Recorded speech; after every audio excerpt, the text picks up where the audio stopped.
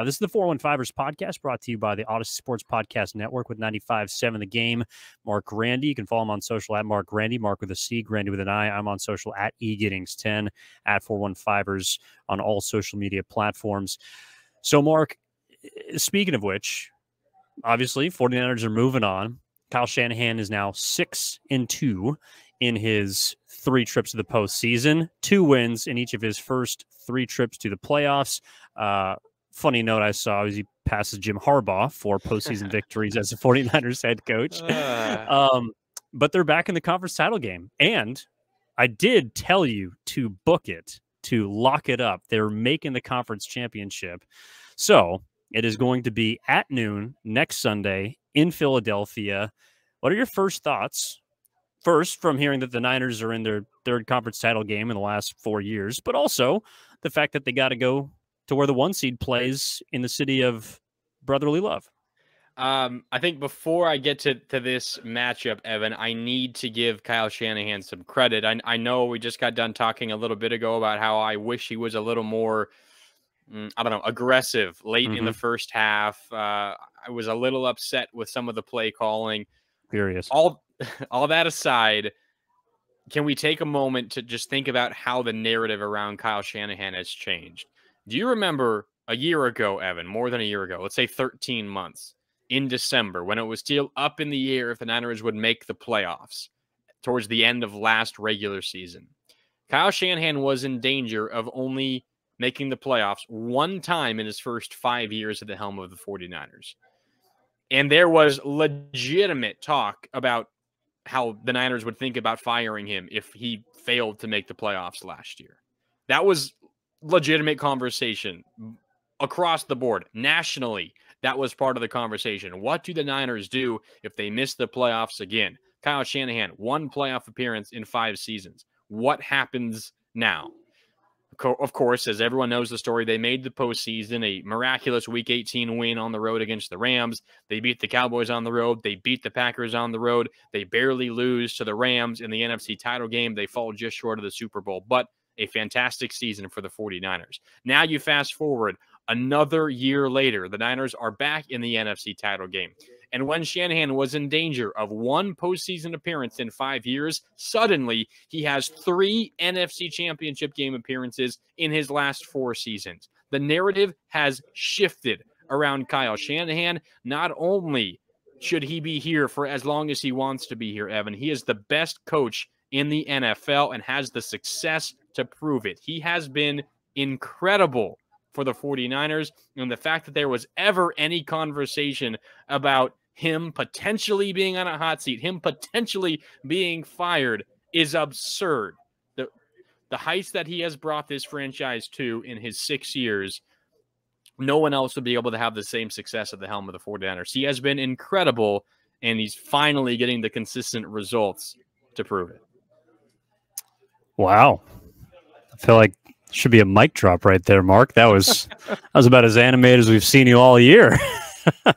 No, I think he deserves it. I mean, 3 NFC. I know, Andy Reid and the Chiefs have been to 5 straight NFC championship games. Okay, give Kyle Shanahan Patrick Mahomes and see what the hell happens. The same exact thing would happen. No other coach in the NFL, Evan, is going to 3 NFC title games in a 4-year span with Jimmy freaking Garoppolo and Brock Purdy as their quarterbacks. Put some respect on Kyle Shanahan's name. No, I do respect the man. In fact, I have grown to appreciate him over the course of this season more so than I have in any of his years because of the adversity that he's overcome. I will say that with a top 5 defense, and this year number 1, and which has been, outside of injuries, top 5 the entirety of the time that he has been in San Francisco, I don't think it's crazy to think that there are maybe not a ridiculous amount, but perhaps a few head coaches that could have gotten to a title game. And I'm sure there might be some fans out there that would tell you that there are a few other head coaches that might have won one of those title games or perhaps a Super Bowl. I don't want to make this about setting Kyle Shanahan back because, again, I think he's been fantastic. He finally moved his regular season record above 500 this year.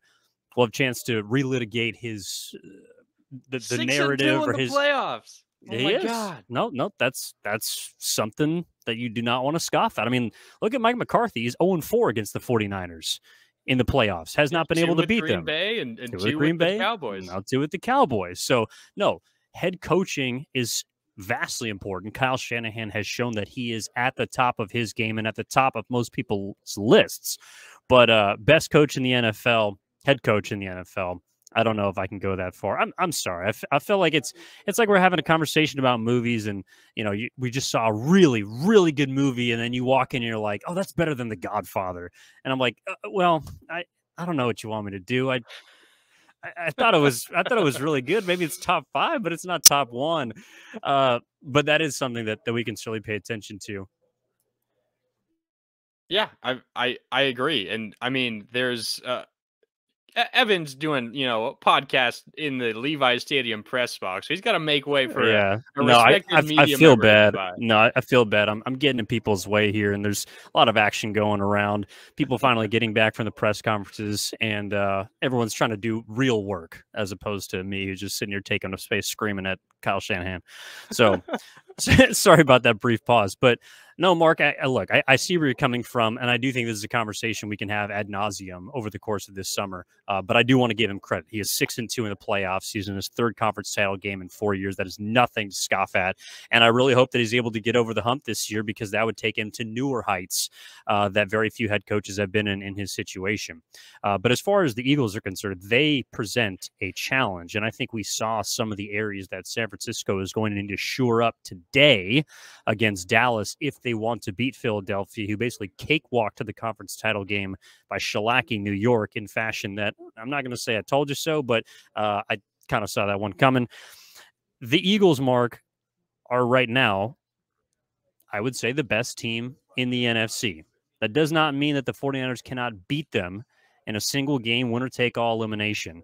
But what do you want to see from this week to next week if San Francisco has a chance to go on the road and steal it? They're going to have to be able to throw the ball a little bit better. We talk a lot about the Eagles defense, and their defensive line is really good. Again, I mean, they're breaking records with the number of sacks that they're getting. You look at some of the numbers. If I can just pull up the stat here really quick. I know I do have it saved somewhere. Here it is. Most sacks in a single season in NFL history, including in the postseason. The Eagles, the 3rd most all time. The 84 Bears, the 85 Bears, number 1 and number 2. The Eagles right there behind them with 75 total sacks. They passed the 1967 Raiders yesterday. Recording this here Sunday night. They passed them on Saturday with that win over the New York Giants. So that's still a really, really good defensive line. The Niners are going to have to protect Brock Purdy better. They're going to have to give him more time, and they're going to have to be able to throw the ball a bit better if they want a chance to win this game. And we'll dive into all the specifics later on throughout the week.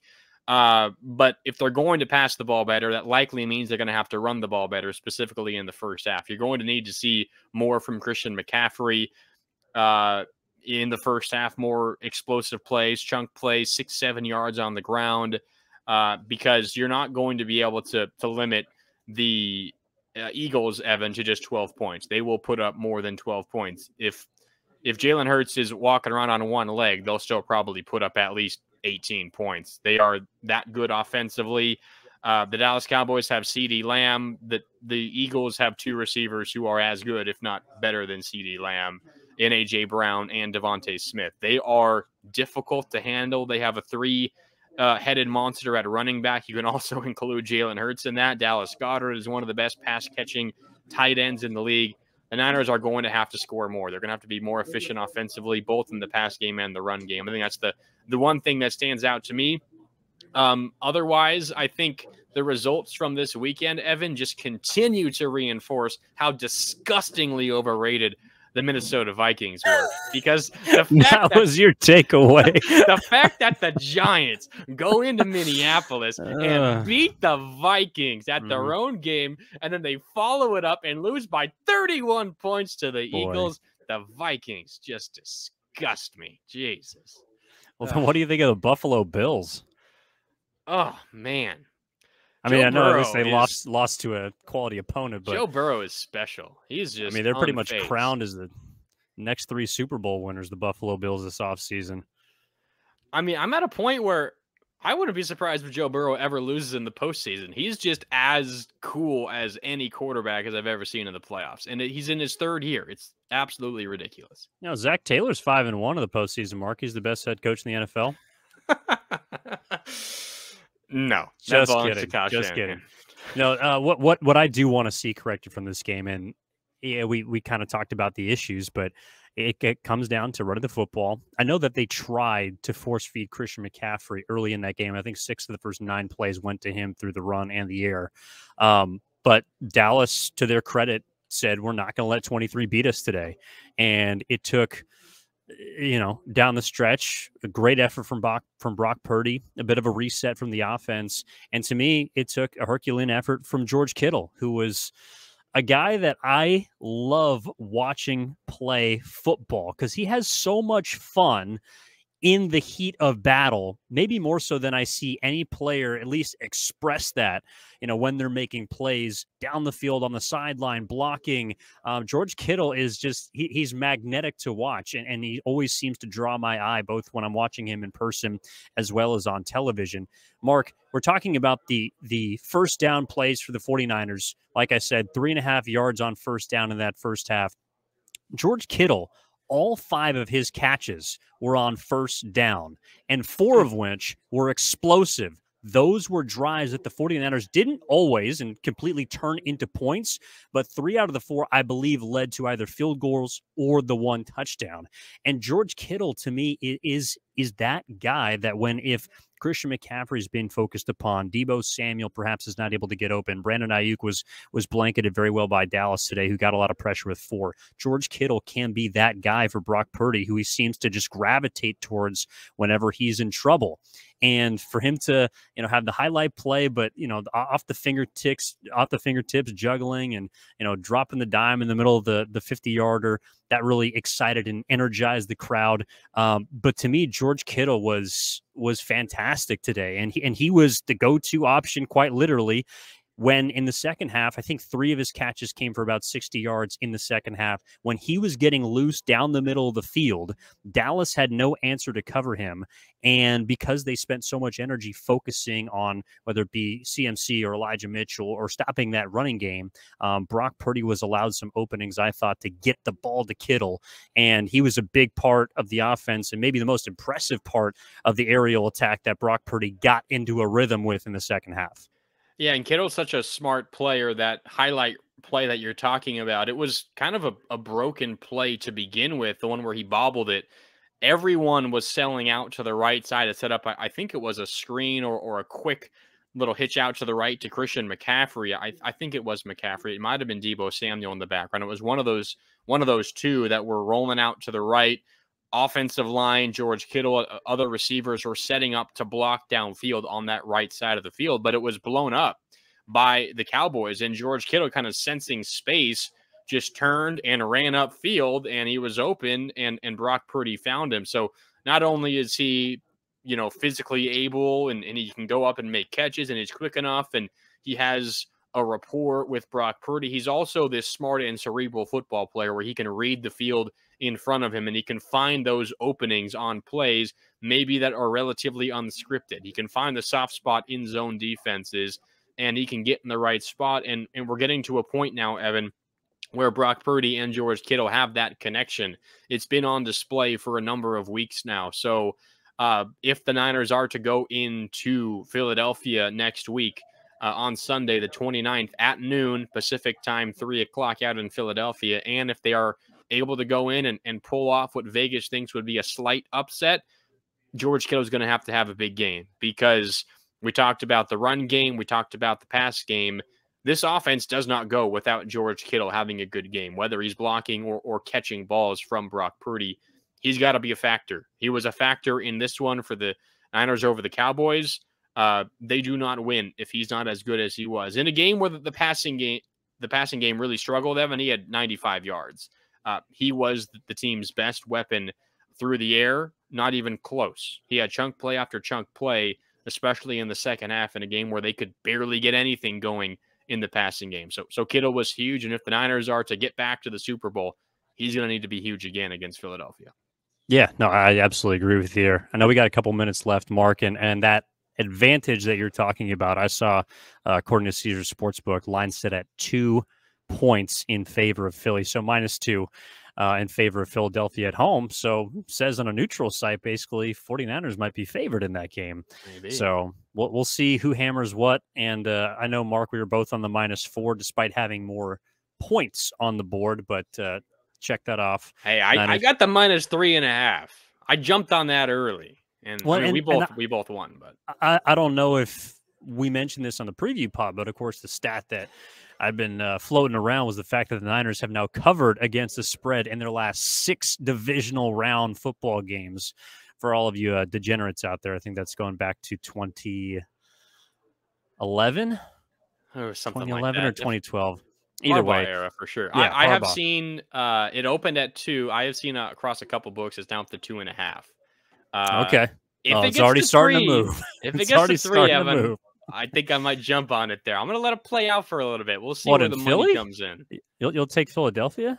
No, if it gets to Niners Oh, plus okay. 3, I'll take the Niners and the points. I think that's the getting up to 3, getting to 3.5. Those are big half of points because you're field goal proof at that point. So we'll Yeah, see how it they plays have not out. been dogs often this season, that's No, for they have sure. We'll have more to dig into on Wednesday's episode, and of course the preview episode coming on Friday. Download, rate, subscribe wherever you get your podcasts. All right, Mark, game balls. Who you got? Ooh, I just got done talking about him. I think I got to give it to George Kittle. The big bobbling catch down the middle of the field late in the third quarter that ultimately set up the Niners' only touchdown drive of the game, Evan. McCaffrey plunged in from a couple of yards out. That was a gigantic turning point in this game. He was good. Again, 5 catches, 95 yards in a game where the offense did not have much going through the air. He was there when Brock Purdy needed him. I think he gets my game ball. I'd be hard-pressed to find another game ball-worthy performance on offense, Evan. I think George Kittle is probably the guy to go to on the offensive side of the ball. Yeah, I'm with you on offense. Although, well, no, he's not on offense. He's responsible for points. I do want to give a shout out to Robbie Gould, who knocked home 4 field goals today, was responsible for the most points of any member of the San Francisco 49ers. Yeah. Sorry, I'm not laughing because it's funny. Time stops for no one except for Robbie Gould. 40 years old, and he's drilling 50-yard field goals in the playoffs like it's nothing. Yeah, and he was knocking them home from 55 in pregame, despite the wins being a lot more rough than they were during the game. And I think his postseason consecutive kicks or field goals made are at 29. They're around 30. I'm not sure if it's above or below, but he has been good as gold. I mean, he's been absolutely fantastic in the postseason. So he gets a shout out. But my game ball has got to go to a member of the defense, and it's got to go to the guy who led the charge, in my opinion, the majority of the night, and that's Fred Warner. He's been the leader of this team the entire season on defense, 9 tackles to lead everyone. He obviously had the interception off the tip play by Jimmy Ward. He had a tackle for loss, and he made what I thought was one of the bigger plays of the game when Dallas in the second half was driving down the field. They hit CeeDee Lamb for the 41-yarder up the sideline, which turned out to be the biggest offensive play of the game for either side. And then they go right back to Lamb on a 3rd down later in that drive. Fred Warner's the one covering him up the middle and does a great job of not putting his hands on him. The ball falls a little bit short. I know Dak Prescott wasn't great today, but I thought it was a decent throw. Fred Warner puts himself between that football, which would have put Dallas on the edge of the goal line, and he was everywhere. I mean, there was a play in which he kind of split the lineman in the first half and just drove through the middle. That was his tackle for loss. But Dallas felt his presence all over the football field, and I think he was the symbol of physicality today in the game. That was the reason you won the football game, in my opinion. Your defense first. Fred Warner led the charge, and that's why I think they got the win. So he gets my game ball. Yeah, that play you're talking about where he was guarding CeeDee Lamb down the middle when he forced the incompletion. Also credit him because he got his head around at the last second. They might have called DPI if he didn't. So a heady play by a linebacker, a play that not many defensive backs make, but a linebacker made it. And, if you were to go through every linebacker, Evan, in the NFL that could stick with CeeDee Lamb and then get his head around and force an incompletion on a play and on a throw like that, the only one that could do it, I think, is Fred Warner. There's no other linebacker in the NFL who can do what he did on that play. And then you mentioned that tackle for loss where he split through the offensive line and kind of a spear tackle of Tony Pollard with his hand as he's falling down to the ground. He can beat you in so many different ways. So good pick. Fred Warner certainly deserving of a game ball. I know we're talking about the best ofs across this episode. I don't know if he's the best middle linebacker in the league. He is damn close. If you want to make a case for someone else, I'll hear you out. But he's absolutely the most versatile linebacker that I have seen in the NFL this year. And maybe that makes him the best. Maybe it doesn't. But he is high on that list because of everything that you just mentioned. So definitely shout out to Fred Warner, also a great leader for this football team. But that's all the time we got, Mark, here in this episode of the 415ers podcast. I appreciate you, man, and I'm looking forward to Wednesday. We got a lot to talk about. Conference Championship week. We got an awful lot to get into, Evan. Should be a really fun week. Wednesday, we'll dive more into the matchup, what it means, and then, of course, on Friday, we'll break down every angle of this game, get you ready for Sunday in Philadelphia. Noon kickoff out here on the West Coast, 3 o'clock in Philadelphia. It is the first game of championship week. The rematch from last year, Kansas City, Cincinnati, is the primetime game. So we'll know whether the Niners are in the Super Bowl, and you'll be watching your future opponent potentially coming up on Sunday. But it should be a lot of fun. Looking forward to it, Evan. Yeah, no doubt. 49ers beat the Cowboys here at Levi's Stadium 19-12. For Mark, I'll be signing out from Levi's Stadium. Looking forward to Wednesday's episode and Friday's episode. One more week of football, at least for the 49ers. We hope that it's a couple more, but this was certainly a fun one here today as they beat the Cowboys to move on to the title game. So that does it all for the 415ers here. Appreciate you tuning in to the 415ers podcast on the Odyssey Sports Podcast Network. We'll talk to you next time.